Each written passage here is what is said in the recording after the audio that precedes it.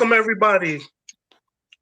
This is Book Talk, and we're covering blunt force trauma. I have the SoulSpeaker here with me, and I am your community empowerment agent, here to inspire with positive action, to enlighten with the necessary knowledge, which will empower you with limitless options. No doubt. Absolutely. So we're going to jump right into it. We're going to do a piece, the first piece, and I have it on my phone. I had to pull this up on my phone. So. It's okay, but it's 9:30 over here. So, I'm, whew, my faucet dripping, you know what I'm saying, on the background. So, yeah, we're going to do the best we can. No doubt. I appreciate you doing it before we get started.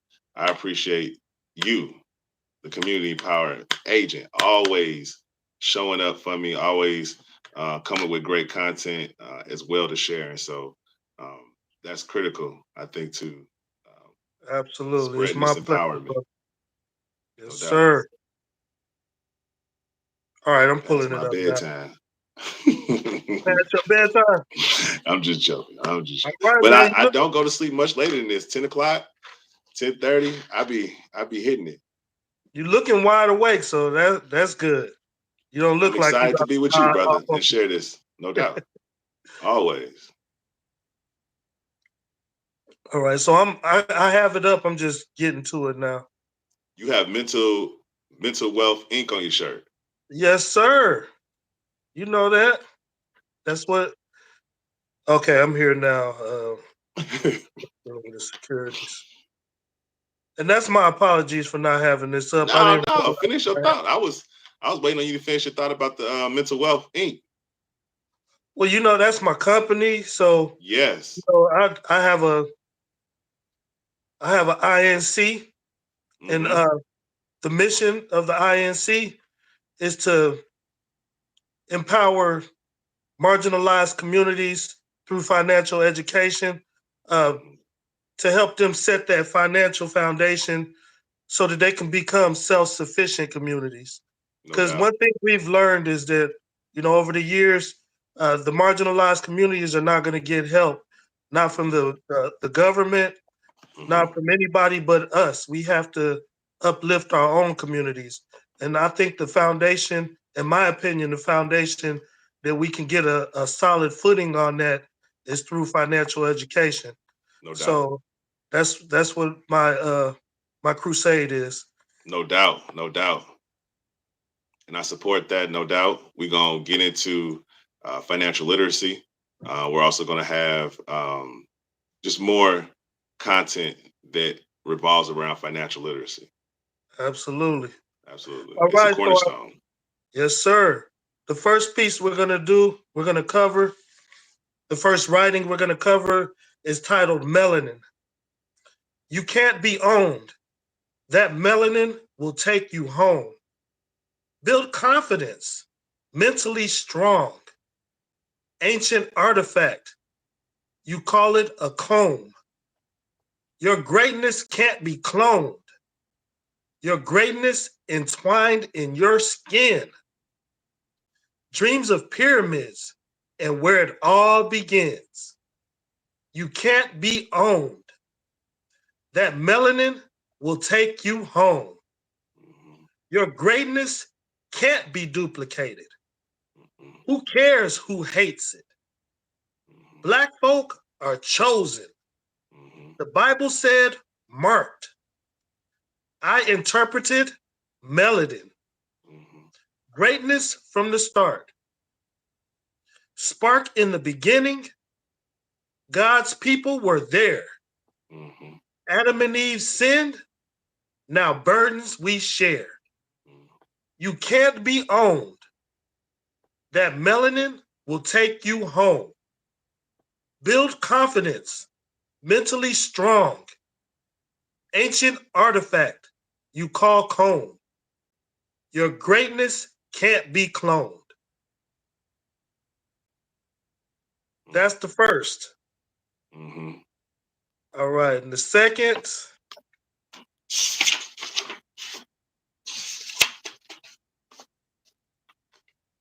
is titled Shame. Shame is not motivation. It's self-defeating, self-deflating, repetitive, cyclical, through seeds, cyclical, through families, excusable, leaving the vulnerable expressionless. Shame is not motivation. Depression is an expression, and happiness is emotional intelligence. Shame is not healthy or helpful, debilitating. The second guessing yourself, inability to maintain conversation, lackluster approach to life. Shame is not motivation. Love yourself, shame nothing. Two absolutely amazing pieces of writing, I must say. And Appreciate you, brother. before I start asking my questions, I just want to commend you on the amazing work. It's incredible. I appreciate you, brother. So, the first question for the first writing, why did you choose to write this like a recital? Why did I? Excuse me, I missed that. Turn into it. Why did you choose to write it sort of like it's a recital, like something that you would look in the mirror and say to yourself, the melanin writing? Absolutely. I think you hit it right on the head. It was something I needed to tell myself. That was something I was saying in the mirror to myself. Growing up in an experience where your excellence isn't reflected,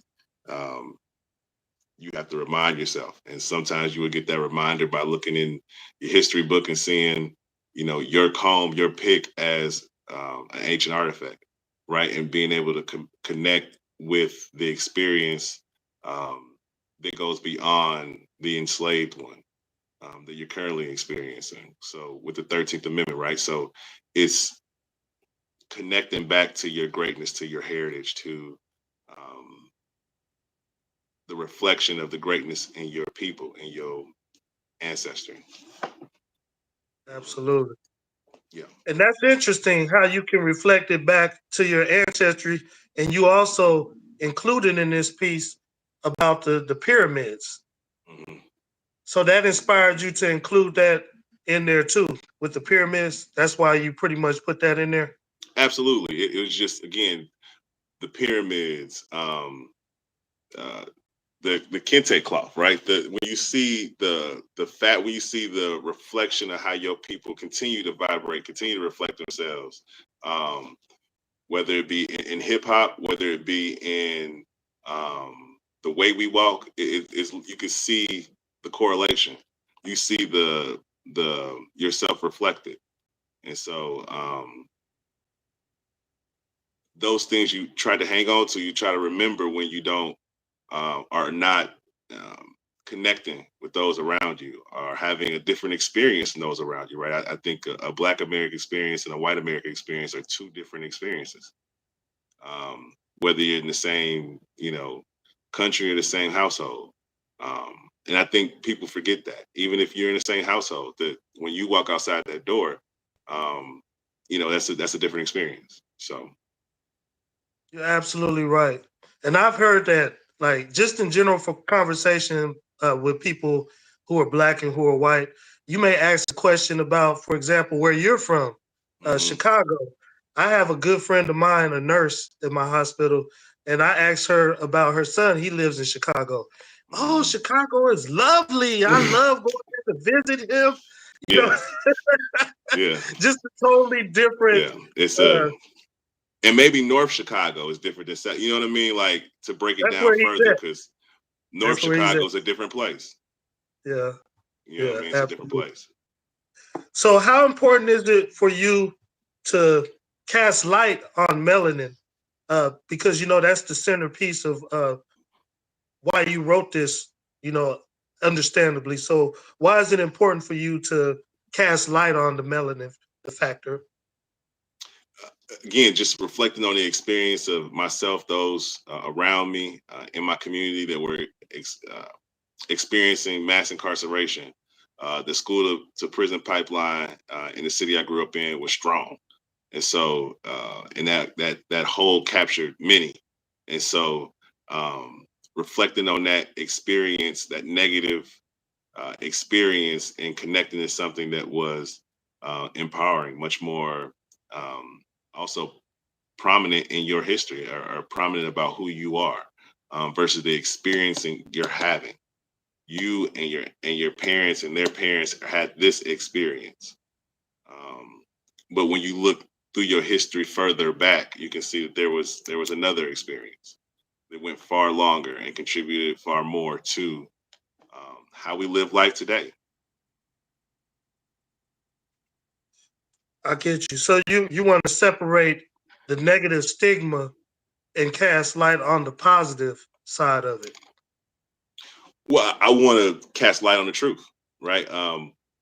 This is our experience. This is our history. This is our ancestry. This is what we contributed to society. These are the thoughts, the ideas, the um, mathematics that we invented. And so, um, let's not forget that, although this is the experience we're having, that this is where we're from. This is what we've done. This is what, um, not only what we're capable of, but what we've done. Again, so it's um, trying to keep it in perspective. Um, our whole history versus our recent history. Our recent history feels more significant because it impacts our life on a day-to-day basis. Right. But what's more important to remember, as you again start to collect some years in your life, is you start to gain perspective, and you start to look at more than just the from your history, but from um, excuse me, I had to adjust if that was annoying me. But you look a little further back, and just take the time to go further back. And the more you look, the more you dig, the more you see that you know this history, although significant, although impacts you, although needs to be corrected, and I think that's part of what exposing these stories will do. But your history is long.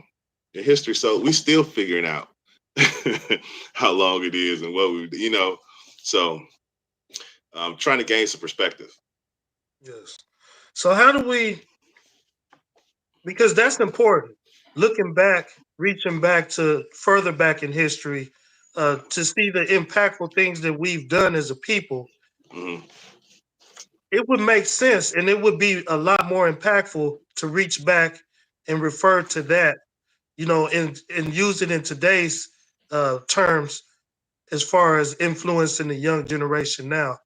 So that's the burden right there. That's what's difficult because Okay. they don't teach this in schools. Right. They don't encourage us to learn about, who we were before slavery, before all the negative stigmas that became attached to being melanated. Yeah. So I feel like we as educators, through powerful writings like you're doing and through talks like we're having, uh, Mm-hmm. and other things, Mm-hmm. that's how we get that message out here to the younger generation to, get that sense of self-worth and pride in themselves so Yeah. that they can move forward with more of a positive attitude about Yeah. being melanated. And I think it's important too that we document our story. We whether we have 100 people watching this or nobody's watching this, right? The success doesn't matter. It's about making sure we're documenting this story, and making sure that it's understood at this point in time. This is what was going on. This is how that was impacted. This is how trauma felt in that sense, capturing that Black American experience. Because I think our experience gets told through other people so much. Our story gets told. Um, Pick a network, you know what I mean, and who at the top of it, and who's on the show. And so I think we have to start controlling our narrative more so that we can start understanding that trauma is not healthy. You know, counseling is not for white people. Um, Financial literacy is not the boogeyman. You know what I mean? There are things that we have to stop allowing to be normalized and start directing um, help in those forms that is not scary or not doesn't push people away. Because again, it's the people that we're leading have to follow. If they're not, then we're just taking a walk in the park. You know Right. what I mean? We have to deliver this information in a way that is consumed. And so it doesn't matter if somebody's watching tonight, but of course we want folks to see. We want to be used as a resource. And if we're not, we'll continue to make sure that we're modifying and making changes so that we get the information to where it needs to be. Um, because that's what we're doing. We're sharing information, we're sharing experiences, we're sharing uh, experience, and so um, we definitely want folks to learn from that and understand how to move or how we moved when we were faced with those circumstances with the challenges that we had. Absolutely. So the most important message overall that you want readers to get from this piece. Don't be afraid of your melanin. Don't be afraid of who you are. You are who you are. This is the skin you was born into. This is the experience you have. Walk proud in that. Keep your head up and understand that this experience you're having is not reflective of who you are or what you can accomplish. It just happens to be the circumstances you're in. If you got on a plane and went 9 hours, your circumstances may be different. You know what I mean? And I think when I went to Ghana, that experience, um, being surrounded by Black folk completely for the first time was unbelievable. It's powerful.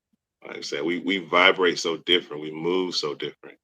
There's so much style. There's so much um, life and vitality in our people that it never ceases to amaze me. It was never one day that was dull when I was in Ghana. Every day was amazing. Every day was um, I saw something that I've never seen before. Or, you know what I mean? It was incredible. It's a place where you definitely want to be. It's a place where you know what I'm saying. The fruit I ate, I could go on and on talking about my experience in Ghana and what it felt like to be again surrounded by Black folk and the richness of that experience was I that's where you imagine want that to would be. be I'm telling you. I imagine that would be impactful. Just to, Yes. I've never been Mm-hmm. to a country. Well, I've never been outside of the United States. I've only been to Mexico. Mm-hmm. So just to think about going to a country where everybody you'll see uh, news like when they have the news on, everybody's Mm-hmm. black. You riding up the street, you see billboards of lawyers and advertisement for business owners, all Yeah. black. Right. Everybody who you come into contact with black. It Right. just would be fascinating, I know. And Mm-hmm. I can only imagine how that would feel for you to be able to have that experience. Yeah. And how you say that we vibrate, I'm, we see that on a small scale here, just seeing, uh, interacting with each other here. So I yeah. can only imagine how it would be in a country full of us, to vibrate. And then the fruit, oh my goodness. I had holes in my tongue from how much pineapple I was eating. I would just eat pineapple every day. I mean, and the pineapple tastes so much different. I mean, just the sweetness of it, the wetness of it, the Wow. wetness of it. So they grow it over there then. They so I say about 10 years old, coming to the truck, got a machete in his hand, give him your dime, go in there. While you in traffic. Wow. Got you a I'm nice snack telling while you sitting in traffic, huh? man, I was diming. I was That's melanin I didn't blessings pass right a there. pineapple I didn't eat. That's melanin blessings right there. I'm That's impactful how you just said that too. You said don't be afraid of your melanin. don't be That's afraid of it. yeah, because we should have pride in our heritage and who we are. Because we're a Absolutely. wonderful, we're an amazing people. We're an amazing people. Why is that shameful? Why is that hurtful to say? Why does that cause a rift? Why is that a headliner to say that black is amazing? If you've been around, you got eyes. That's I don't. right. We can say that it's amazing when it's on the basketball court. We can say it's amazing when they sing in the Star Spangled Banner, right? We could say it's amazing when it's doing something artistic or something that makes somebody money. Then we can recognize the greatness in it. When we can exploit it, when we can be capitalist about it, then Right. then it's cool. But it's all the time. It's everywhere. It's in everything that is done. You know. Yeah. So have some self love and some self confidence from that. You know what I mean? Always be able to take that, and that's what I meant. Like, look at your skin, understand, look at yourself, and when you see the reflection of that, that's what that can inspire. If that's what you're digesting, if that's what you understand to be true. Absolutely. And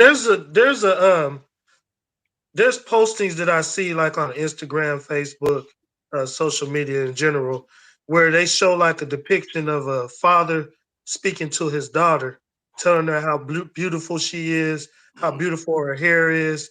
Because uh, as a melanated individual, when we were growing up, we get told by other Yeah, nationalities, "Oh, yeah, you're ugly. Oh, you yeah. have nappy hair," and Mm-hmm. just giving you things that really shame who you are and make you Mm-hmm. feel like you're ugly. Mm-hmm. So I feel like it starts at home. If you have that loving environment at home telling you, to appreciate who you are, love who you are, see who you are as as beautiful when you look at yourself. When you go out, no matter what anybody tells you, you'll Mm-hmm. believe what that influential person tells you. Mm-hmm. And that's the importance of self-love, self-care. You Mm-hmm. have to love yourself at home and exude that out to your family, because they're Mm-hmm. going to absorb whatever they see coming from you, not what you tell Absolutely. them all the time, but what you also exude from yourself. You can Mm-hmm. tell them that you're beautiful, your Oh hair yeah, is it's beautiful. important. This is a mantra, like you Yeah, said. So but if to you, say that, to be in the mirror and say it, that's important too. But then, like you said, the follow through, you got to yeah, be that. and you got to exude that. So, like for example, if you're a mother or a father who's putting the chemicals in your hair, or who walks around with an umbrella because you want to keep your skin as light as possible, but you Mm. tell your kids to be happy and who they are, they're going to recognize that, and they may not question you about it, but they'll recognize that, and that's what they'll internalize. Oh yeah, So, oh yeah. That color shaming is real. And the absolutely, closeness to whiteness, right? That light skin, um, it's real. Colorism is real. You know what I'm yes, it saying? is. So you're either gonna promote and love who you are, or are you gonna chase being something that you can't? Right. And colorism is an interesting topic because we are talking about melanin. So having some melanin in your bloodline, uh, for some people that's good enough. So they want to be high yellow, and Hmm. they consider that like above being Oh yeah. the darker melanin. Hmm. And that's the division. Can you speak on that a little bit about the division between the color, the color line? It's that's what racism is. The closeness to whiteness is what's most favorable because whiteness gives you certain privileges or advantages. Light skinnedness give you certain privileges and advantages. Some folks think you white or can confuse you as white. But for the darker skin, more broad nose brothers and sisters, that's not something that we can turn on and off. And so there's a different attitude towards your willingness to accept the privilege that your light skin gives you. And so that creates animosity and division. It's really, you know, folks in the same, crabs in the bucket, right? Folks in the same predicament thinking that, you know, because they halfway to the top of the bucket, they're doing better than the folks at the bottom of the bucket. Like, you ain't going nowhere. You know what I Right. mean? It don't, when you run against white, when you run against authority or talk against the power structure, like, you're going to be set down. You know what I'm saying? There's many examples we could give about folks that decided to be themselves and then was canceled, or you know, platforms taken Yeah. because they decided to say something that was pro them or pro black, or spoke from an angle that their boss didn't believe in. So Absolutely. First person to come to mind, Arsenio Hall, when he had absolutely, Louis Farrakhan on the show. absolutely, His show was doing it's a perfect amazing. example. Everybody loved him. Yeah, Perfect example. You know what yeah. I'm saying? Like, that's not what we're trying to do over here, and that's not what we're willing to accept anymore. That just because you don't like what I say, you get to shut the channel off. Nope, you don't get to Yeah. do that. You don't get to decide that.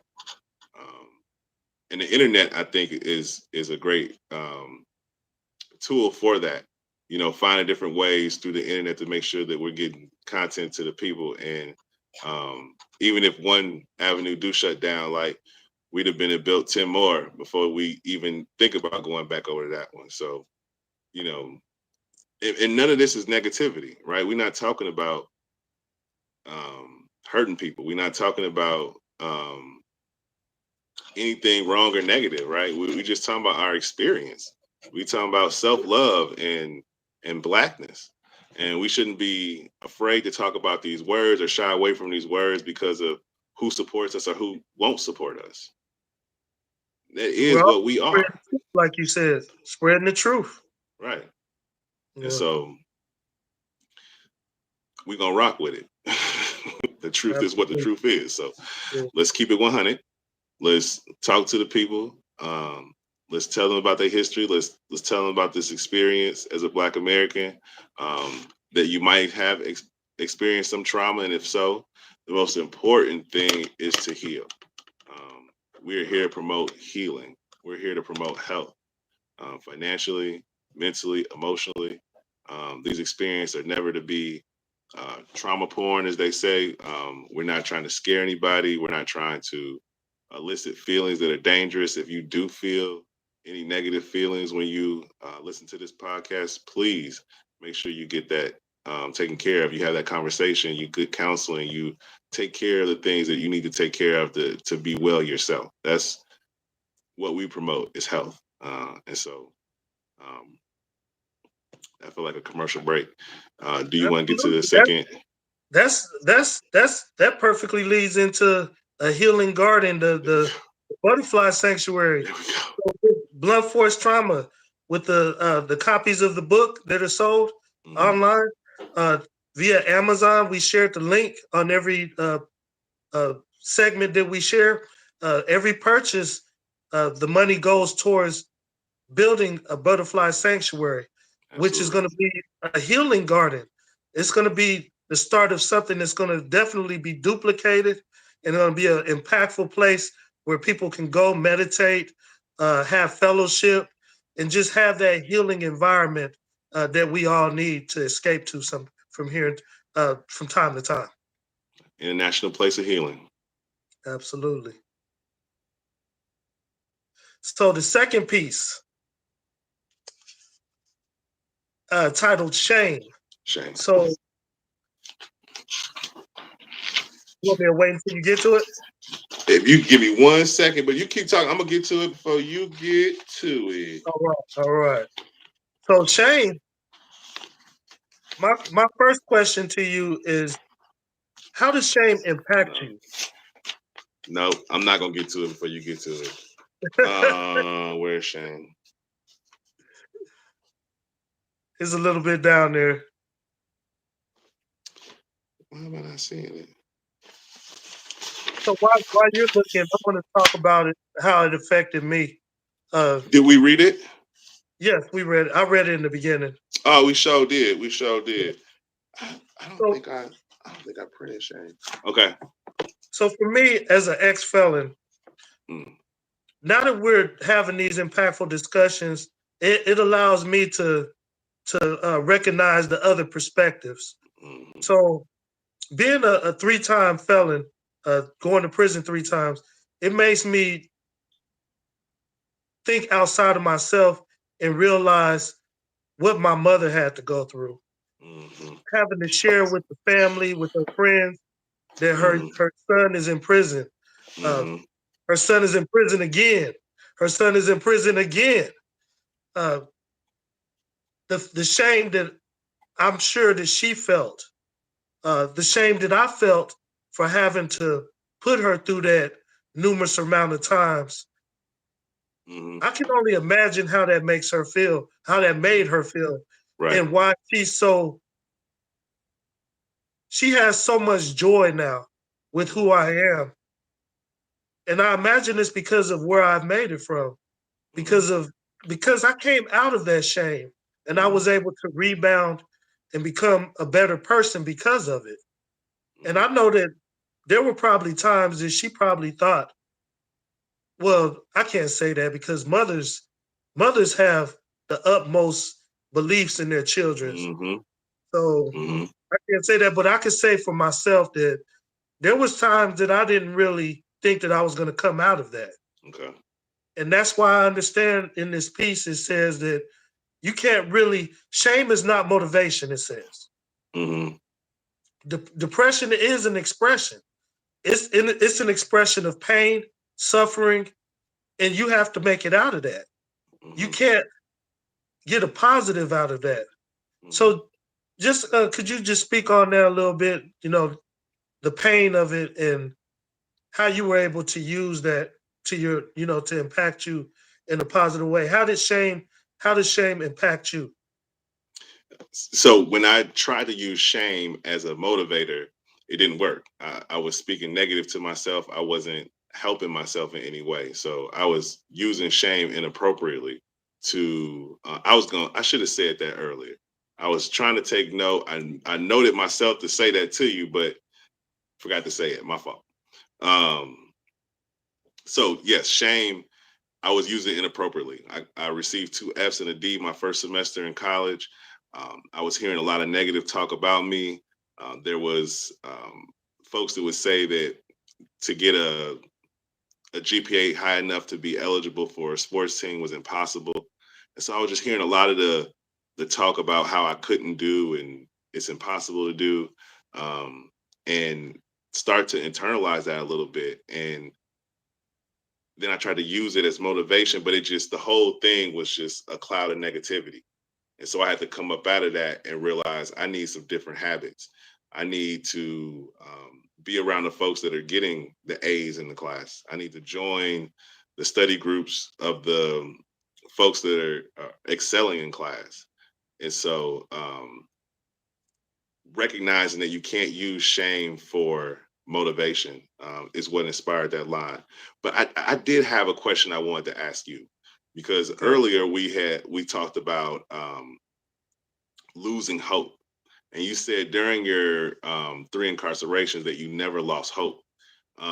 But just in hearing you speak just there, you I think that you were saying sometimes you felt like you might not make it, and so like was that losing some hope? You didn't lose all hope. You were never suicidal or had those kind of ideations, but um, did you lose some hope? No, no, I didn't. So just to be clear on that, it was just me thinking that something like health wise, maybe, or maybe a fight or jump breakout, and I'll get Hmm. stabbed to death or something. Just something that'll prevent me from having a chance. Okay. That could happen 0 to 100, just like Hmm. in Chirac. Right. It happens in there, and this is in a closed environment where you Right. Right. can't get away from it. So, just having that lingering in the background, it's like a thick breath right on the back of your neck. to make Okay. the hair stand up on your neck. A situation can happen at any moment. Mm-hmm. So that was just my realization of uh, the situation. Me realizing that something can happen and I may not be able to make it out of there. Mm-hmm. So, that was a big fear of mine to not have a chance. And that's Right. what also kept me motivated to do something with that chance should I get it. So that's why I stayed on course. I studied every day. I read every day. I learned something positive every single day. I told myself positive things every Mm-hmm. single day, just so that in case that doesn't happen, I will have a plan when I get out. That So that you makes read no you sense. read every day. You said Read, affirmations every day. yes. And did you say one more? Did I miss one?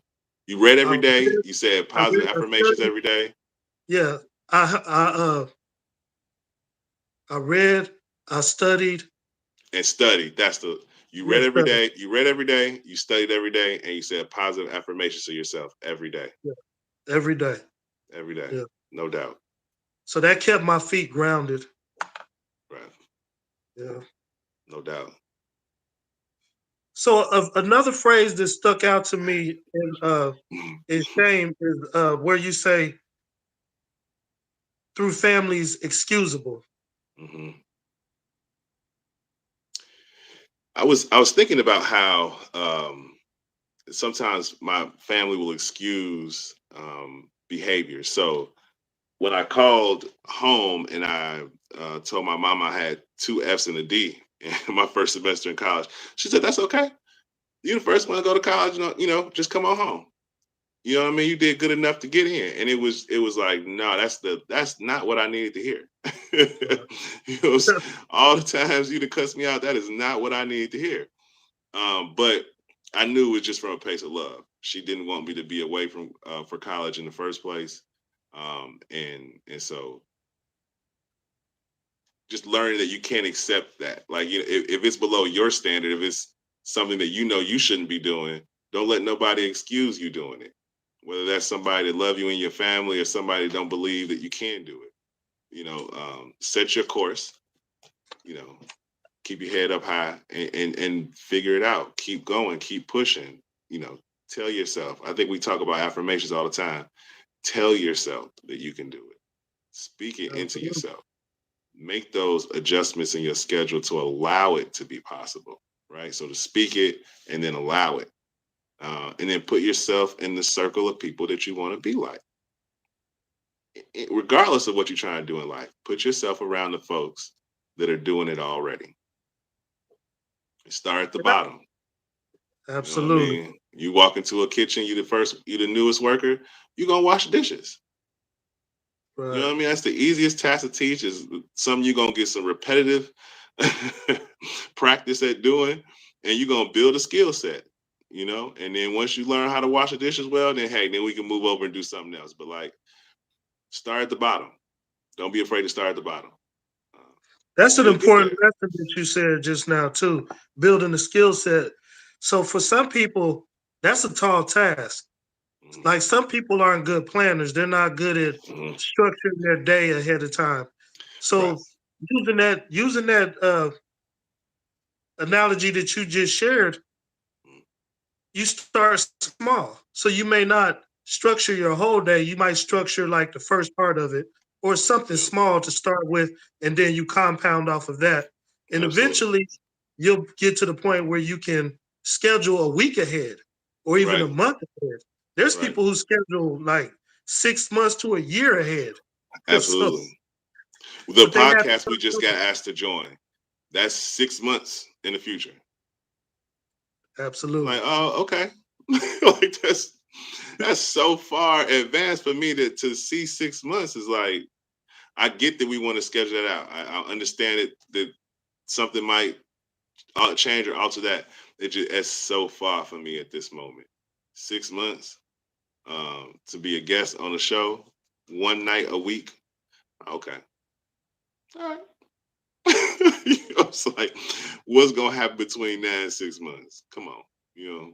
But I understand that some people's, like you said, their schedule is mapped out. They're doing this a while, and that the shows that we watch on TV tonight were scheduled a year in advance. Yeah, You know what I mean? So we'll get there. absolutely. And repetition is how you get there. Yeah. You don't get booked for podcasts to show up on podcasts as guests once a week without having that experience, Right. without doing it repetitively Yeah. over and over and over again, and mastering your craft. Hmm. So Absolutely. we both have improving to do. So 6 months from now, who knows? We're going to be amazing. We both know it, but I want to know what network we're gonna be on. That's the well, I hope. Well, again, and it's the who message. You know knows? what I'm We saying? might create our own I network. want us to produce the show, and somebody that's younger and whatever is reviewing a different book and talking about the same subject matter, and we're producing it because we see the value of the content and we're pushing it. And so, um, again, we That want the would be conversation to continue. You know what I yeah, mean? that would It's be about great. the conversation. It's about the pillars of our life and how we can empower ourselves to do better. Financial literacy, to do better with reading and writing, right? To understand how that is going to unlock our ability to gain knowledge and then to spread it, right? We give it to those younger than us. We sit at the feet of folks and we speak to others. You know, so when I go see my grandmother tomorrow, I won't be doing the majority of the talking, right? You listen, you Absolutely. receive that information, um, and some of it is not verbal, right? Some of that communication is the way that she moved, and so being available to receiving that energy and understanding that she's passing that on to me every time I'm in connection with her. That's the impactful. That's the conversations that you have with the Mhm. elders. Like with my uncle, before I was blessed enough to be able to see him right before he passed. This was my mother's oldest sibling, Mhm. my uncle Clyde.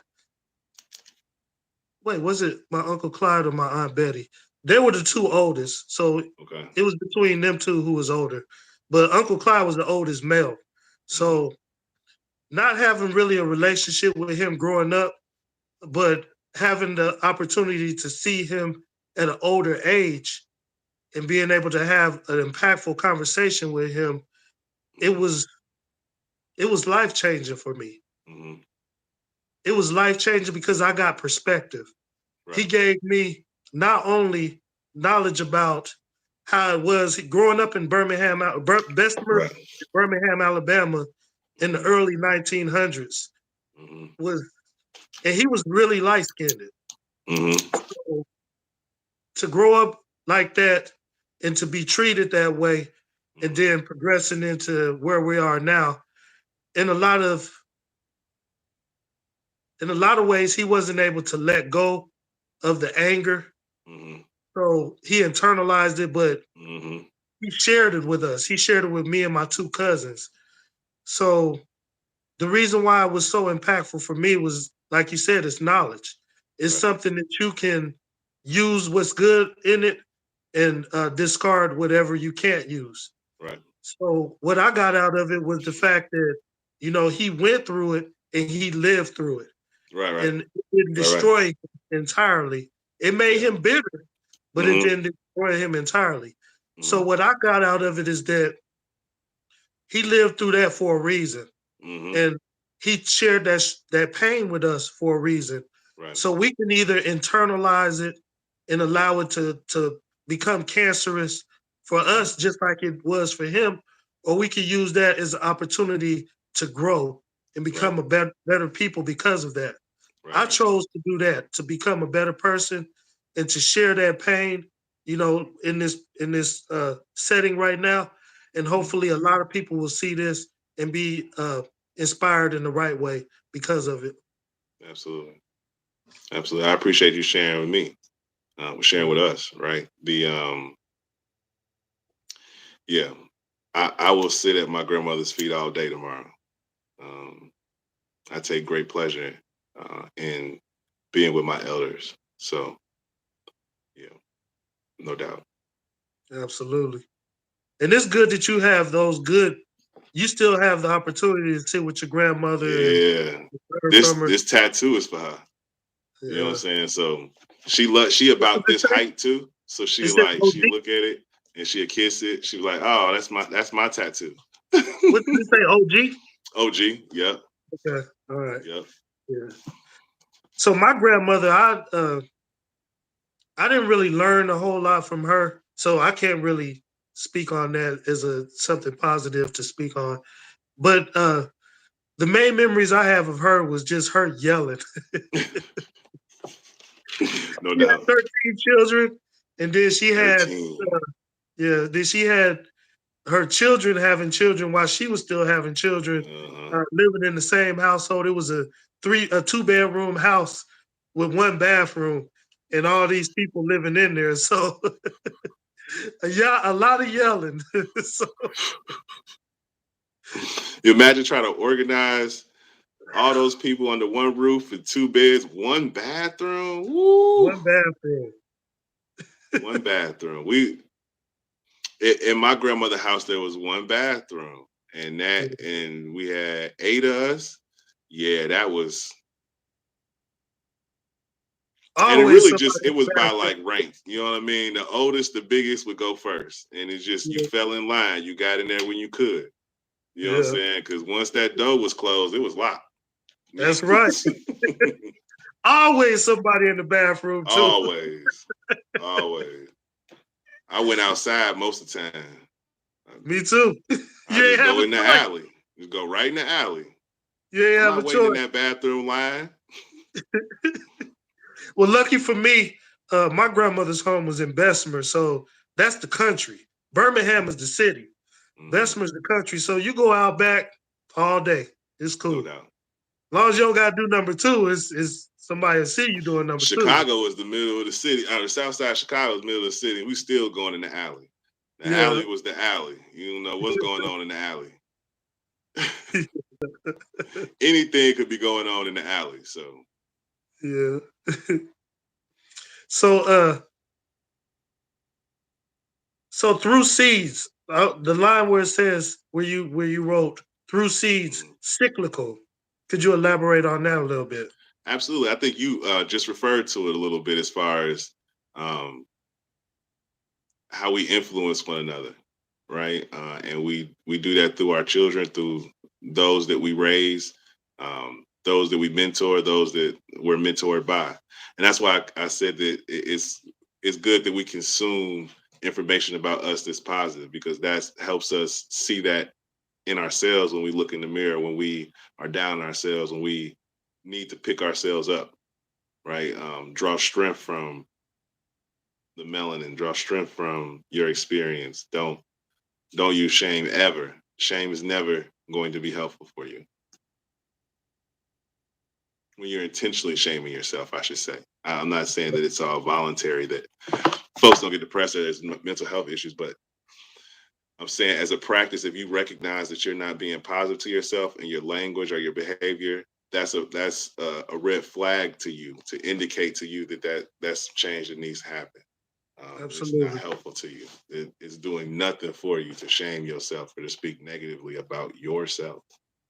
Yeah. And I'm glad you changed that because there you can pull something positive out. Just like I said with my uncle, he went through that negative experience. Hmm. It's all about how you interpret it. Hmm. So I was able to, of course, I didn't go through it either. So it's easier for me to listen to it from his point of view Hmm. and to interpret it as something positive. Hmm. So he saw it as something that he went through and it was bad. It was bad. Right. But I seen it as something that he lived through and Right. he was able to experience and share his knowledge now. So that's Absolutely. that's a positive for me because he Absolutely. shared it with me and my cousins, and we were able to absorb that information. And we can internalize what we can take out of it that's good or bad, and Hmm. use that as knowledge to pass on to the next generation. Absolutely. I'll tell you So about my father. My father would walk to school and have rocks thrown at him. You know what I'm saying? As soon as he get off the train track, white folks would throw rocks at him, chase him to school. And when he was going through that, that is terrifying to have grown men chase you to school, throwing rocks at you, calling you nigga. Like that experience, he is going to be scarred, marked by that experience for the rest of his life.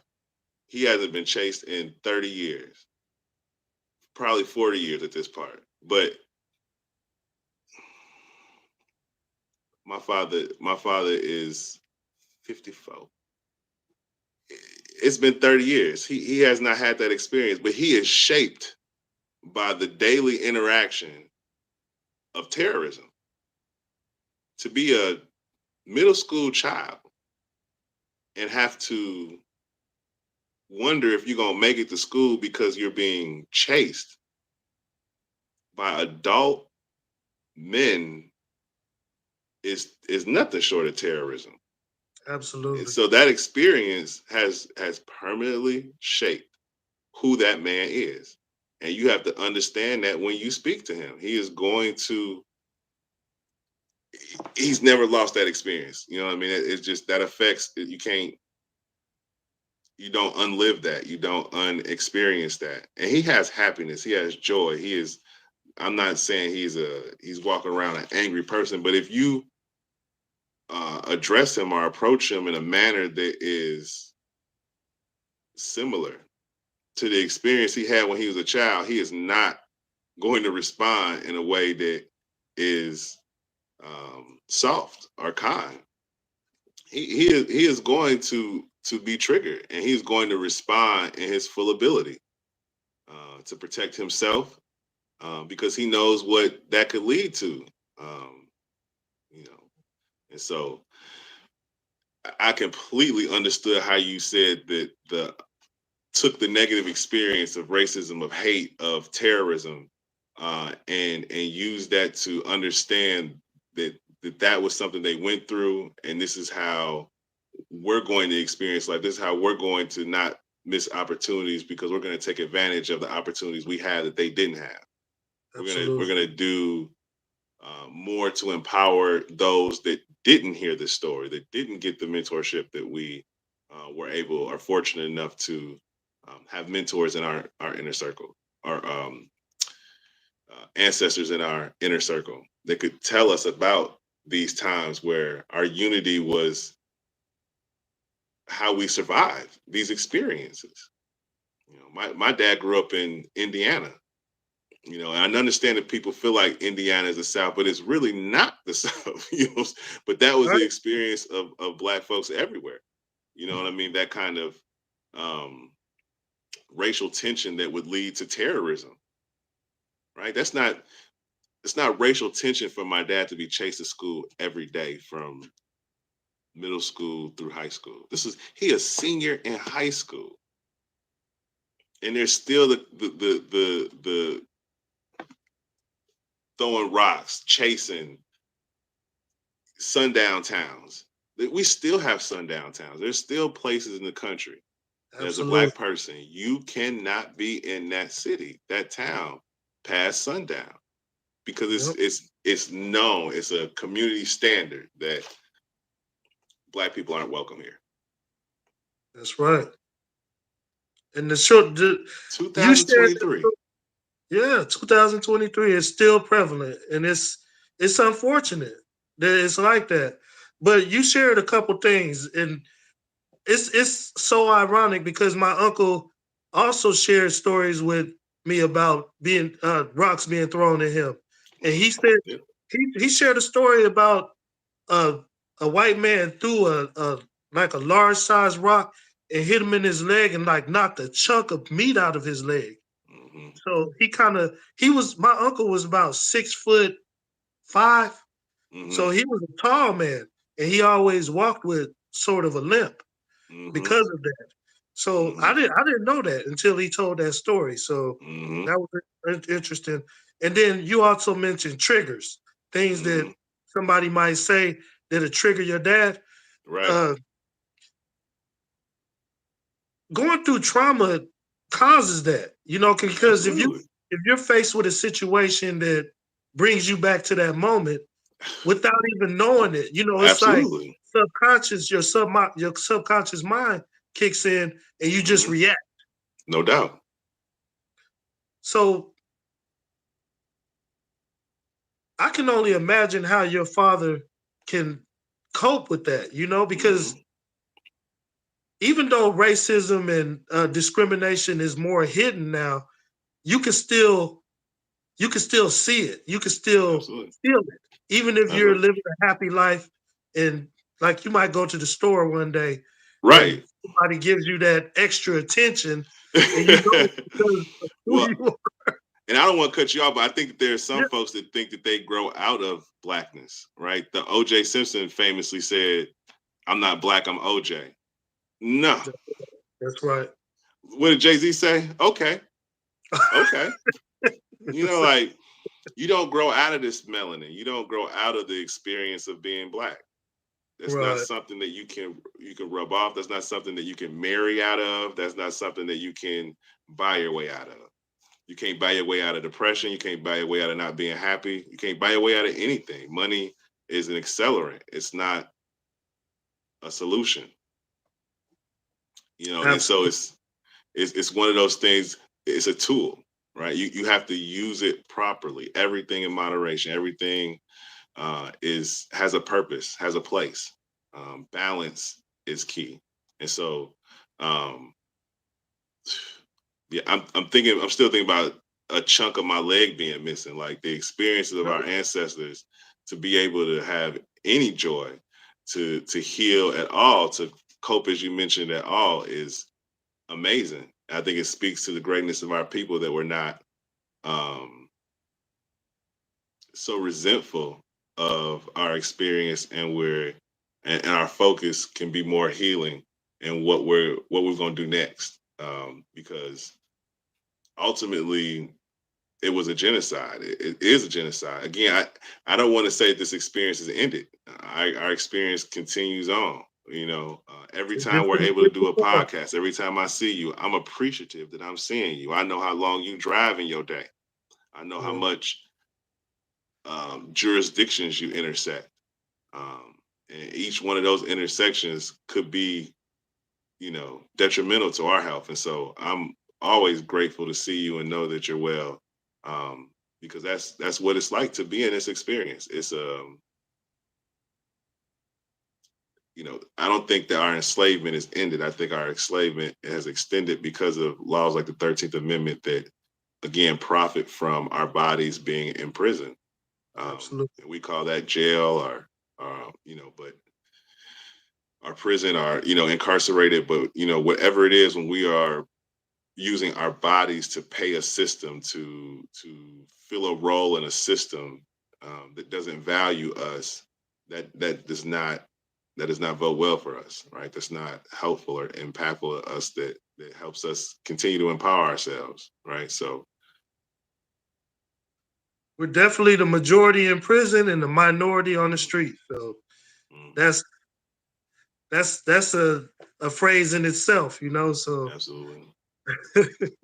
Our incarceration rate, our imprisonment is one of those things that that's why the dream, that's why the vision is the butterfly sanctuary, like really get into healing and prioritizing healing. Um, you know, yeah, I think that to me, that's what life has um, come to at this point, from this vantage point. Like, first, you must heal, through all things, heal. That way, you can love your God better, you can love yourself better, you can love others better, because you're coming from a place that is the you that you were intended to be. Um, God wants us to be fully functional, healthy, loving people. And you can't be that holding on to resentment or not having processed trauma. All these things will influence the way you treat people, especially yourself. And so we want to chiefly prioritize that, right? We want to make sure that we're prioritizing our health. Absolutely. So we thank y'all for joining us for this book review. Your community empowerment agent here in SoulSpeaker. We thank you for your time, and we see y'all the next time we air. No Have doubt. a good evening. Good evening.